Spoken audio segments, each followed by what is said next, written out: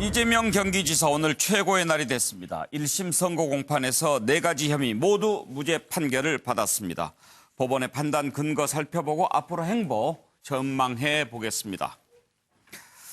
자, 1심 선고 공판 오늘 4가지 혐의가 그동안 적용이 돼서 재판을 했는데요. 모두 무죄 판결을 받았습니다. 친형을 정신병원에 강제 입원시킨 혐의, 직권남용으로 보기 어렵다. 무죄 판결이 나왔고요. 또 대장동 개발 관련된 부분, 또 검사 사칭 관련된 부분도 혐의가 있었는데 이것도 역시 무죄 판결을 받았습니다. 이재명 경기지사는 비온 뒤에 더욱 땅이 굳는다 이런 속담을 쓰면서 앞으로 동지 지지자들과 큰 길을 가겠다라고 밝혔습니다. 1심의 구형은 1년 6월 그리고 벌금 600만 원 각각 구형이 됐는데 만약 이대로 확정이 됐으면 지사직을 수행할 수 없게 될 형편이었는데 지사직을 문제없이 유지할 수 있게 됐습니다. 자, 먼저 오늘 이재명 지사 1심 선고 후 나오는 모습 한번 보시겠습니다.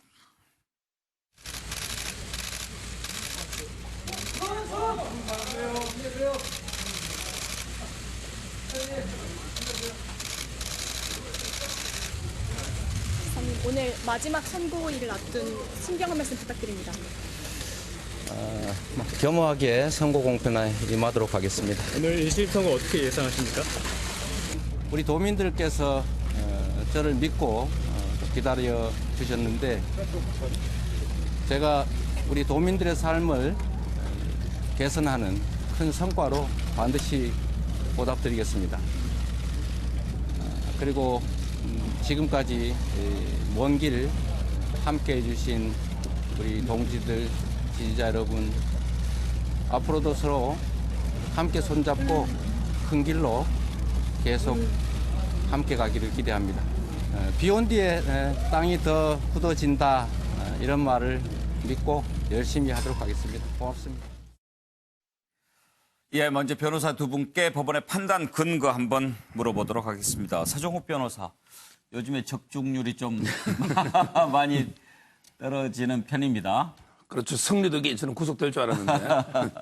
이재명 지사 무죄 선고 좀 예상 밖이었습니까? 예, 저는 이제 최소한 집행유예 정도 될 줄 알았는데 일단은 이제 검사 사칭하고 대장동은 쉽진 않아요. 예. 검사 사칭은 이제 본인이 억울하다 했지만 이거는 이제 판례처럼 구체성이 없는 어떤 평가 발언이기 때문에 이 부분에 그 유죄가 쉽진 않았고요. 그다음에 대장동 개발 이익 있잖아요.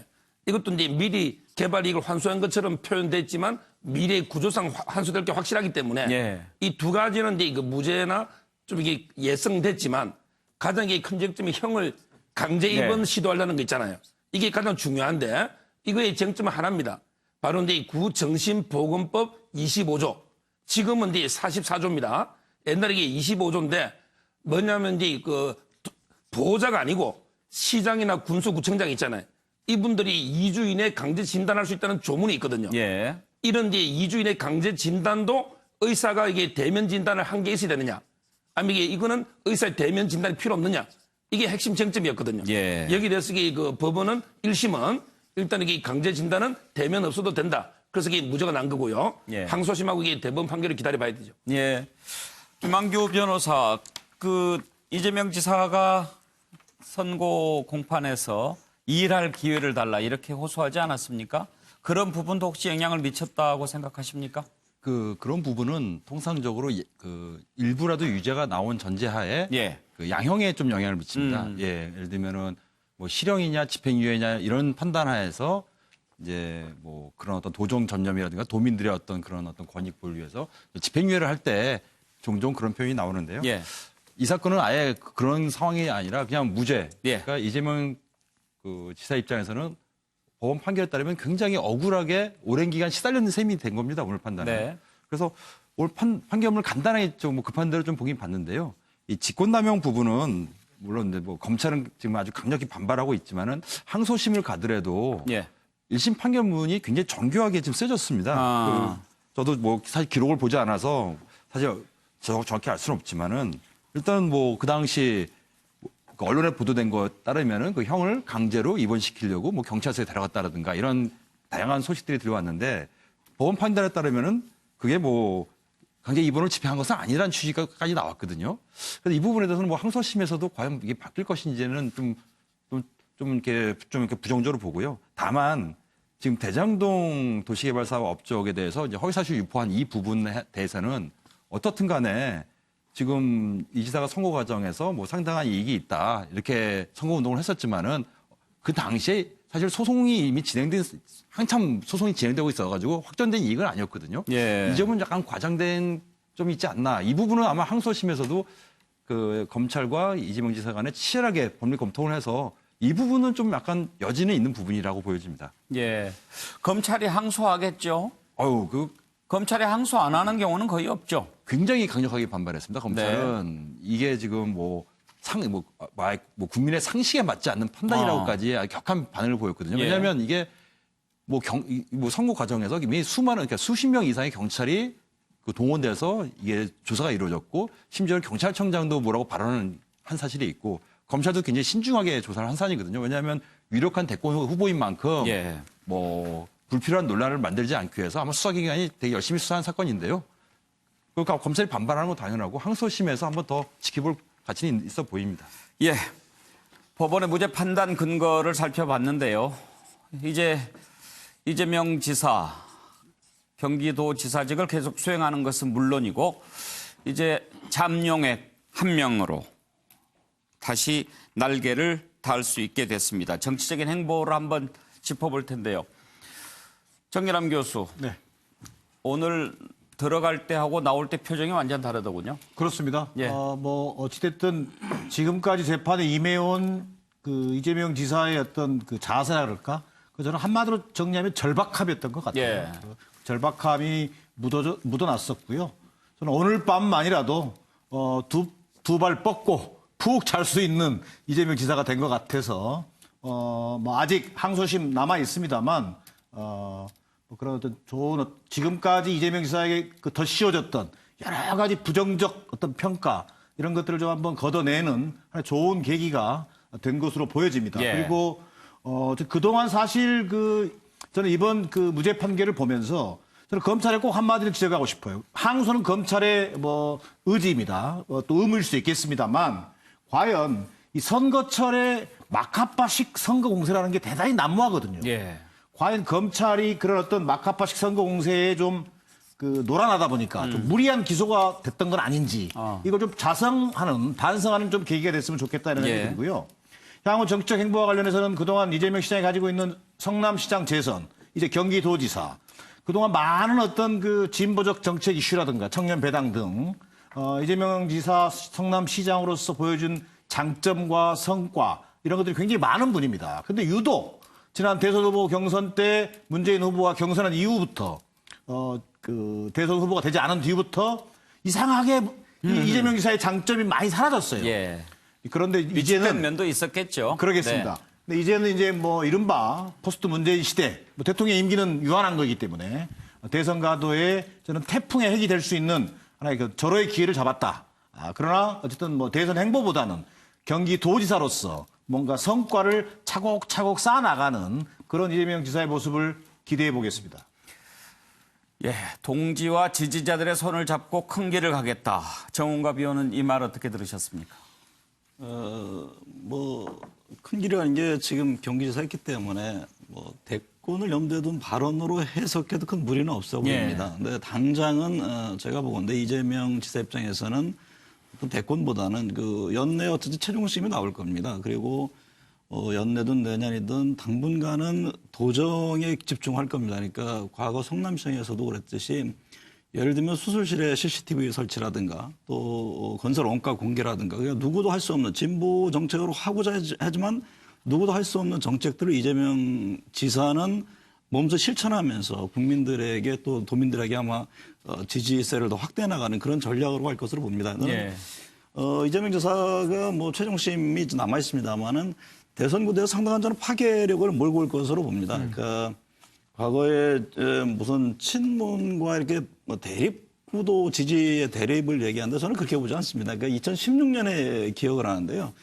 그때 김경수 지금 지사의 그 상가에 그 당시에는 당연히 친노 친문 분들이 많이 있었는데 제가 그 당시 이재명 그 시장이 오른 장면에서 환호하는 걸 봤습니다. 그러니까 굳이 지지세가 무슨 친문과 친노 또 이재명 이게 서로다가 분리해서 보는 시간 맞지 않고 더군다나 지금 총선이 오고 대선이 다가가면서 상당히 하나를 결집할 수 있다라는 판단을 좀 하고요. 거기에 있던 조문객들이 환호를 했다고요? 그렇습니다. 물론 그 엄청난 환호였습니다. 당시에 제가 그 자리에서 당시 이제 문재인 그 전 실장이요. 지금 대통령 네. 문재인 대통령 그다음에 그 안희정 당시 충남지사도 다 봤습니다만 그 같은 점을 제가 본 적이 있고 특히 저는 그 파괴력 부분에서 왜 그러냐면은 그 여러 이제 의혹들이 제기가 됐는데 어쨌든 만약에 이것이 이제 무죄로 최종 결과가 되면은 이재명 지사 입장에서는 그동안 여러 의혹들을 다 털고 갑니다.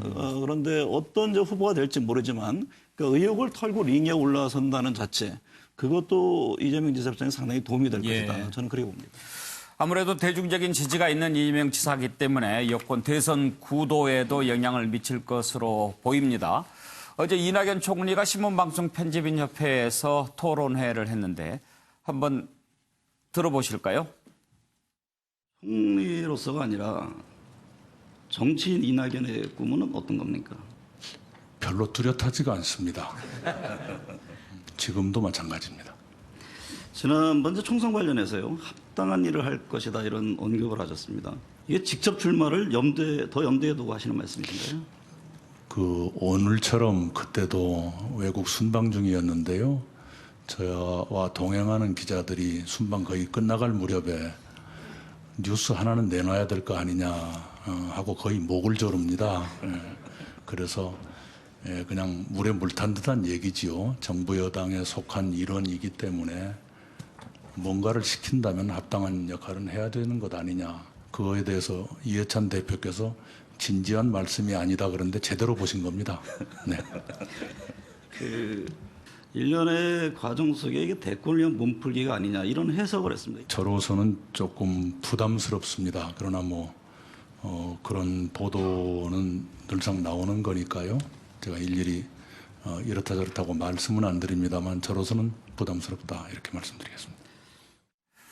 물에 물 탄 듯 뭐 이런 표현을 쓰는 마당에 앞으로 예상되는 경쟁자는 누구냐 뭐 이런 질문은 할 수 없었을 테고. 근데 지금 이제 아무래도 여권의 잠재적인 대선 주자들 한번 살펴보면서 이낙연 총리 물어본 건데 읽혀지기로는 확실한 그 좀 마음이 있어 보이던가요? 그렇게 봐야죠. 그러니까 어쨌든 이제 법여권 후보로 이낙연 총리는 지난 7월이죠. 지난해 7월부터 계속 지금 1위를 달리고 있거든요. 당연히 그 이낙연 총리의 다음의 수순은 대권으로 보는 게 맞을 겁니다. 그리고 지난번에도 본인이 뭐 총선에서 역할을 한다고 그랬고 그것은 이제 대선을 위한 하나의 과정으로 봐야 될 것이고 결국에는 뭐 지금 이제 이재명 지사가 만약에 최종 승에서 무죄가 나고 그럴 경우에는 뭐 박원순 시장 등등 해가지고 후보 경쟁에 돌입할 것으로 보입니다. 아무래도 이제 여권의 대선 주자 한 명 더 확실히 늘어났다 이렇게는 볼 수가 있겠죠. 최수영 교수는 앞으로 전망 어떻게 하십니까? 뭐 저도 전적으로 그 말씀에 동의하고요. 지금 오늘 재판이 끝나자마자 이제 그 본인이 비온 뒤에도 땅이 굳어지고 이제 지지자들과 함께하겠다. 속담을 썼더라고요. 공개 앞에서. 그 재판은 메시지로서는 좀 굉장히 적절했다고 생각을 하는데 좀 중요한 건 그거죠. 이제 정말 이제 본인이 이 대권 레이스에 잠룡으로서 뛰어드는 이상 그 속담에 본인이 얘기한 속담에 따르면 이제 뭐 비온 뒤에 땅이 더 굳어지는 건 분명합니다만은 어떤 비가 내렸냐에 따라 따르죠. 소나기가 내린 땅은 지반이 좀 단단하겠지만 집중호우가 내린 땅은 아무래도 땅이 좀 지반이 약하죠. 그러면 거기에 무리하게 건물 세우려다 보면 사고 납니다. 그래서 저는 제가 좀 친문과 손가역 사이라고 쓰는 거는 손가역이 뭡니까? 그 손가락 혁명군이라고 이제 이재명 도지사의 주요 지지층을 형성하는 팬덤을 이루는 말입니다. 예를 들면 뭐 노사모 그렇죠. 뭐 이런 겁니까? 그런 의미입니다. 손가락 혁명군이라고 합니까? 손가락 혁명군인데 이제 줄여서 이제 손가역이라고 통상 그래요? 언론에서는 그렇게 표기를 합니다. 자, 그러면 이제 본인이 손가역이라는 이제까지 지지층을 가지고 앞으로 뭐 경기지사는 이제 행정을 하는 거지만 이제 대권으로 갈 텐데, 자, 그러면 이번에 친문이라는 그 정말 그야말로 민주당의 대주주격인 저 친문을 어떻게 이제 그 사이에서 본인이 어떤 스탠스를 가질 것인가. 이번 최근에 교통요금 인상을 보면서 제가 조금 하나 느낀 것이 본인이 이제 준공영제 이런 거에 대해서는 대단히 이제 그랬죠. 아주 부정적인 소신을 갖고 있었는데 어쨌든 이번에 본인이 그 도민들에게 미안하다면서 요금을 인상을 했습니다. 자, 그러면 저는 현실과 이제 본인이 갖고 있는 지지층의 그 괴리를 어떻게 이제 앞으로 향후 스탠스를 어떻게 잡아나가느냐가 굉장히 앞으로 본인에 달린 굉장히 큰 어떤 시험대라고 생각을 합니다. 앞으로 예. 뭐 재판도 남아 있겠지만 더 중요한 것은 정치적인 본인의 중간 스탠스 잡는 게 저는 더 큰 과제라고 생각합니다. 예. 자, 김성환 평론가 전망 들어볼까요?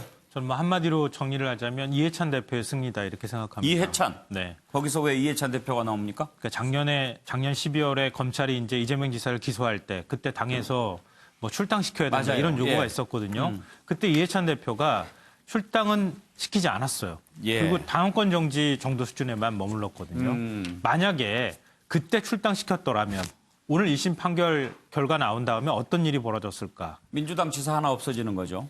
지사 하나도 없어지는 것도 없어지는 거지만 또다시 당이 분열이나 갈등이 될 예. 가능성이 굉장히 높았다. 그러니까 그때 이해찬 대표가 전략적 인내를 한 것이 굉장히 주요했다 이렇게 생각합니다. 그러니까 이재명 지사를 얘기할 때 항상 친문과 비문을 얘기하고 비문에서 일종의 대표주자처럼 계속 얘기를 했거든요. 그래서 당내에 굉장히 갈등이 좀 심화되는 현상들이 나타났는데 이번 재판을 통해서 그런 현상들을 상당히 봉합할 수 있는 계기가 됐다 이렇게 생각하고요. 방금 전에 지금 말씀하실 때 제가 고개를 계속 끄덕끄덕거렸는데요. 지금 버스 파업할 때 경기도지사 입장에서는 버스 요금 인상하기 싫었을 겁니다. 예. 200원, 400원씩 올리는 것 지사 입장에서 나중에 와서 쉽지 정치적으로 굉장히 큰 부담이 될 수 있는데 그거 올리는데 동의해줬거든요. 그건 이재명 지사 과거의 스타일로 보면은 나 못하겠다 이렇게 할 수 있었음에도 불구하고 그걸 수용했다는 것은 이재명 지사가 그만큼 정치 수업을 좀 받아가고 있다. 그러니까 자신과 관련돼 있는 재판을 쭉 이끌어오면서 예. 당이 얼마나 소중한 가치를 갖고 있는 것인지 본인 스스로도 뼈저리게 느꼈다고 보고요.